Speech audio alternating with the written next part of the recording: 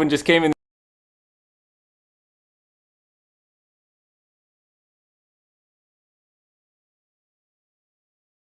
We are rolling. Okay.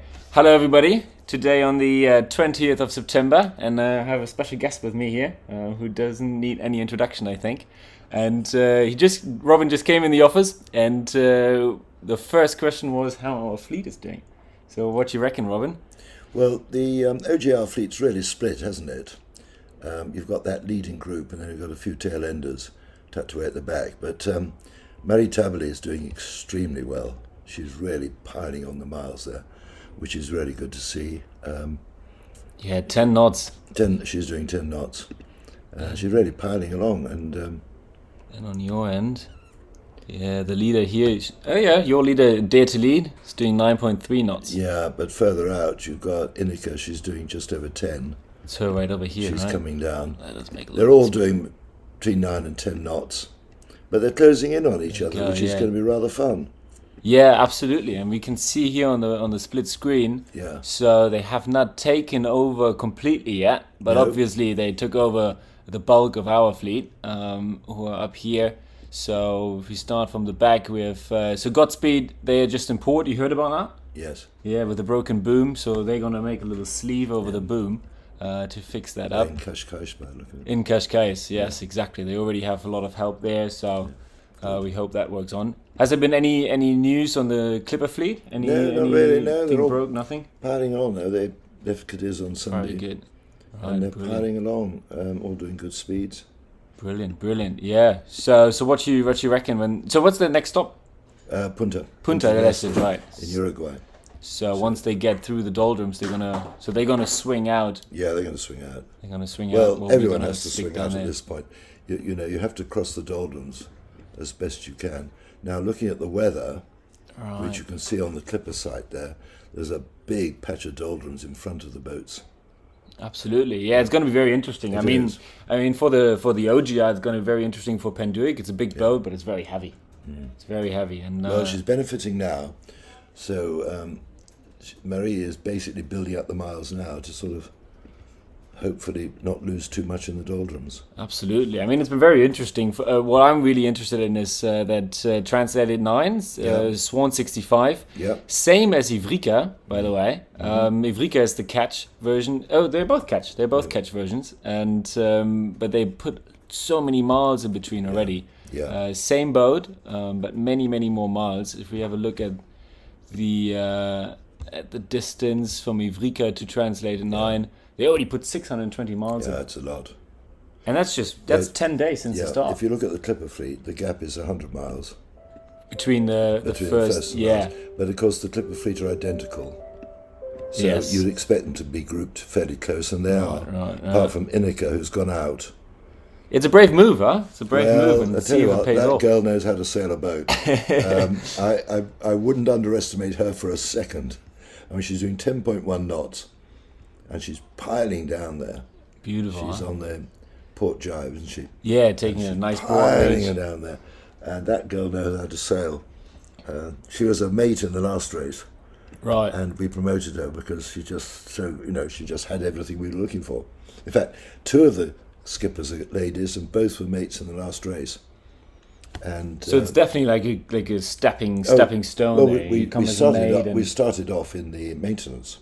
right. we bring Oh, them right. through Right. They in can trip onto it. training second mates, training mates, Yeah. and training skippers as they get their qualifications, and then they'll go in the race as a mate, Yeah. and that's when we can really assess what they're like. Right, So right, we've right. got more than two are skippering this race, who were mates in the last race, and it's nice to bring people on. It's interesting. I mean, I'm really looking forward to the next OGR version as well because, for example, Neptune, right? They rescued that boat, former Whitbread boat, and they already told me that they have big plans and Yep. to get the skippers, the mates, also Yep. carrying on. And I'm very hopeful that for the future of the OGR, we see the boats coming back. They've just been I refitted think, for it. The OGR's got its place.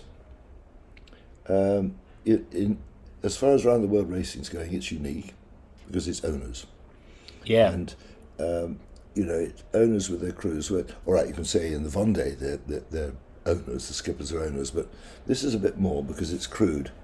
And we're back to the Whitbread I did in 77. None of us were paid. Yeah. You know, we... Was there alcohol involved? Was there alcohol no, involved? very little. You know, Oh, yeah? Very, very little. I used to have a one drink a day where I'd get all the crew together. Right. And my mate was Peter Blake.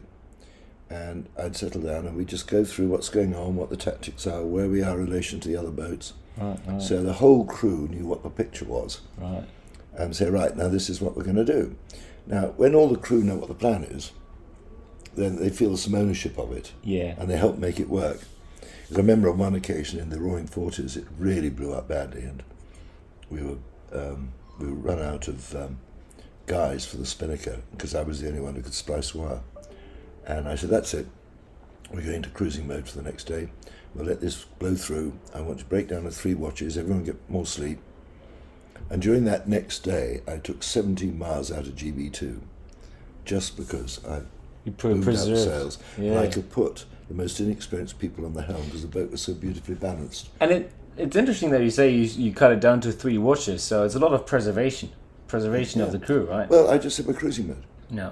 But you preserve... I mean, my attitude was I used to do a watch a night, and that enabled my 2 watch leaders, Peter and what's his name, they got a full night's sleep.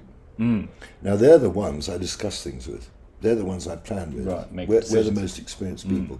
Well, I had David Allen Williams as well, who was extremely experienced, was in our crew on Enza. But this was the team I discussed the tactics with. I want them fresh. Yeah. Because they're the ones who are going to push their watch to sail faster. And by doing a watch myself every night, I was keeping in touch with the crews because it'd be a different watch each night. So I was keeping my hand in, sailing, enjoying it obviously, but also keeping in touch with my crews and letting my watch leaders get a really good night's sleep. Yeah. So every other night, one of them got 12 hours. Well, now they're fresh. And you can go. Now Yeah, you can push. you can push. And You can push. really, because we came into Auckland a day ahead of the next boat. We really did cane it. And no, it worked. Yeah, it's very interesting. I mean, we had lots of conversations about that with the skippers as well. Yeah. If they're going to do 2-watch system, 3-watch system, and it's very interesting. It's going to be interesting to see which once works that out. Yeah. storm had passed, we went back to 2 watches. But while the storm was on, I said, we don't need everyone. No, just preserve them. Let's have everyone have a bit more rest. Right. You'll be better for it at the end, and it just worked. Absolutely. All right, so I'm just gonna dive a little bit into the OGR. So we're gonna have a little look. Well, if you look now, the so- triple boats are almost up with the leaders of the OGR, not quite with Marie. When did they leave? When did they leave? Sunday. They left On Cadiz. Sunday. Right, Yeah. right, from Cadiz. Yeah. And so what's your do you have a favorite team in the OGR? I don't yet, for obvious reasons, because Eric and I were friends. I'd like to see Marie do well. Right. I think it'd be lovely to see her carry on her father's legacy. But there's other people in that race I know who would, I'm just following them, just seeing what's going on. Absolutely. So, But if you look right now, yeah, look at where our fleet are here. They're all in this area.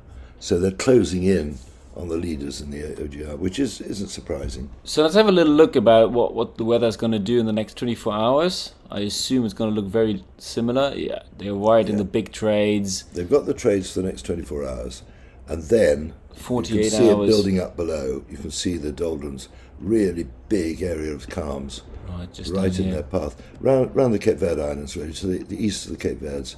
There's a little channel of southerly winds just to the west of the Cape Verdes. But if you go further over, you can see there's another big shallow area, and then there is a little bit of wind turning around, but you've gone really too far west at that Well, point. you still have to get around Brazil, huh? You still have to get That's around right, here. and of course the winds are southeast there. So that's in 48 hours. I mean, they're still going to be here somewhere. But it's going to be interesting if they're actually See what going to happens. see headwinds. I remember in the GGR, in the last GGR, it was basically an upwind sail all the way down to once they turned the corner to get to Cape Town. Yeah. And it was very, very annoying for them. frustrating. It was like 3 weeks, just upwind. But it's going to be much better for our boats. But then come on Going down to the upwind. South Atlantic, Yeah. Right, now there's the South Atlantic High. Yes, right, yeah. And the temptation always is to see if you can get to the north of it towards Cape Town. You can cut many miles. Only one person has ever achieved that, and that's Isabella Tissier. And she came in about a week ahead of everyone else. but if you can manage, I mean... she just pulled it off. Once you get here, you have like nice reaching conditions, right? Yeah, so but just that little gap over there. Well, if you can get it, but of course this moves around. Yeah, and here. And so you see... Look at this bloody hell. Yeah, Southern Ocean is coming up. That's where they're all going to go. That's right. It's going to be interesting month. So what's the estimation for the clipper boats to be back in England? Oh, it'll be July next year. July, right? So we're going to be actually back in England before, because they have many more stops, right? Yeah, because I boats, mean we go Uruguay, Cape Town, Australia, 3 stops in Australia, and then Vietnam, China, Seattle, right, and then through the canal, Washington, Oban, and home. Right, So all the way up to America. we've got stops all over the way. Yeah. So you're going to have a nice North Atlantic transit in there as well. Finally, yes. I mean, the worst leg is undoubtedly the North Pacific. People don't realise that is Southern Ocean plus. It's a really nice. Oh, the North Pacific. Oh, I can't. We have to keep the boats south there because the weather up there is atrocious. Right. I've got video of the waves there, and they're huge. You have never been in the Pacific yet? Northern Pacific. Everyone thinks it's a nice Pacific. No, it's not. No, it's not. Get up to about 45 north, 50 north, and you are in seriously bad weather. And the waves, because it's such a big ocean. Yeah. The waves really build up. We have a long way, yeah. We have a long way. It's almost 6,000 miles. No hindrance, yeah. Right, brilliant. Okay, any final words? No, I think you've got at least another day of very favourable running. Maybe 2. And then, we need to watch that doldrums there, that bit of calm on the corner of Africa. That's... It gets us all a little bit nervous. I mean, from an organizer perspective, right? Your time schedule is very tight. It is. And ours is very tight in Cape Town as well. So we really hope that everybody gets through it. You see, we came up with a solution to that. We said, the engineering. Yeah, we've got this. I heard about that. It's basically the skipper can choose where he wants to motor. For Someone 6 degrees. Yeah. And it's within a sector, and within that you can motor for 6 degrees, but you can't motor flat out. It's got to be at a set speed, right, or you'd have to wait. And you can track it. So we can track it. But every one of them has that option, but they've got to tactically decide where they're going to do that. They don't have to do it, but they can if they want. Because we had one race where I think we're going to Rio, and the boats got absolutely stuck there. No movement at all. Well, of course, everyone had booked their flights home, and they'd lost them. And everybody gets nervous in Rio. I had one lady demand that I sent a boat out with water to the boats. I said, Madam, running out of water. If I could find a boat and send it out with water, by the time it got there, they'd have moved on anyway. Mm-hmm. You see, it's interesting because, your boats, of course, have full weather access. Yeah. And for our boats, not necessarily in there. So, like, the engineering rule would be a little bit complicated. You say full weather access. No, we supply them with weather daily. Right. So, and I can put it up on my laptop now, today's weather. And it comes through from Simon Rowell, one of my ex-skippers, who now does the meteorology for the British Olympic team. Right. And he gives us a daily update on the weather, which goes to all the boats. Right. So they all get the same weather. Interesting. Yeah, so we had the calls in yesterday from the boats, and we had Explorer calling with Mark's Captain Coconut. Yes. And he said he was receiving brilliantly Boston, and was having really good information on the weather, perfect weather facts for the whole Atlantic. So they were quite happy about that as well. But yeah, that's very interesting, of course, the difference of access and weather. And we were very interesting to hear what the entrants are going to say in Cape Town. And then carry on in the Southern Ocean will be more and more complicated to get weather. When I used to race across the Atlantic a lot, I tended to use the French forecast. Just on the radio? The radio forecast? Well, it was on a fax in those days. Right. And I tend to use the French ones. I found them the most accurate. So you notice big difference between Hamburg, Boston? Oh, there always is, yes. But you go for the French forecasters. I always found them very good. And I tend to base my tactics on what they were telling me. And it didn't often let me down.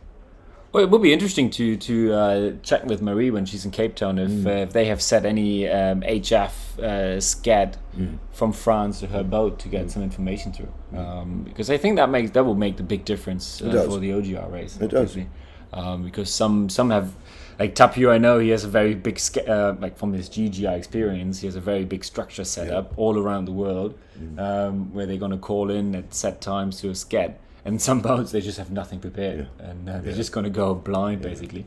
So it's going to be very interesting, especially in this area. Well, this is it. Tactically, it's the doldrums that decide this race. Absolutely. And, on the way out and on the way back. And on the way back. And, you know, look at it now. It's woof. You go further west, there's a big, long one, isn't there? Sort of north, northwest, south, southeast. And then you come in close to the coast, and there's just that little channel in between. Yeah, and it's moving. It's moving so quickly. Yeah. But you know, when we were on Enza, going for the Jules Verne Trophy, right, we found a little thing like that. Like a little patch, a little bridge. We were allowed, and we were using Bob Rice in America as our routier. God, he was good.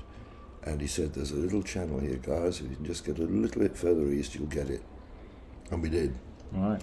And we took 1,000 miles out of Courcezon. There you go. Well, yeah. I mean, that's the race deciding it's part. that. I mean, Southern Ocean. If you have westerly, he had the French Navy doing his routing, right? And he was a bit behind us. And I'm not sure he could have made it in time anyway. Yeah. You know, but his great comment was, "What's it like on board, Olivier?" "Oh, that I'm missing the fucking flies." Right. You know what Olivier's like. It's so amusing. Yeah, brilliant. Okay, well, I think that's brilliant. That's a good little comparison of two very interesting races that are happening at the same time, that's right. which is great. Both with big history and both inspiring for young sailors to sail around the world. This is our 13th race. 13th, yeah. And we've got 240 people on board of those boats, of which 40% had never been on a boat before they came to us for training. Oh, that's interesting. 240, you said. Yeah. So we have 219. So it's very between very comparable. the boats, between our 11 boats, and these people are learning. Right now, they're on a very steep learning curve. They've done all the safety training. They've done 4 weeks safety training, right, and training to sail, obviously. But now they're learning to race. And what normally happens, you'll see the speeds creep up as they get more experienced. Well, yeah. It's a learning curve, step by step, and then with the many stops, I bet it's also pretty good because they can sit down, regroup, discuss what happened, and carry on. Yeah. Right. Okay. Good. Well, Robin, thank you very much. My pleasure. That was good fun. A little surprise. So, everyone, I hope you enjoyed this little update. Don will be back tomorrow, and with the normal, let's say, tracker update, going more in depth about each boat of the OGR and how they are doing. But I hope you enjoyed this video, and I talk soon, and wish you all a very happy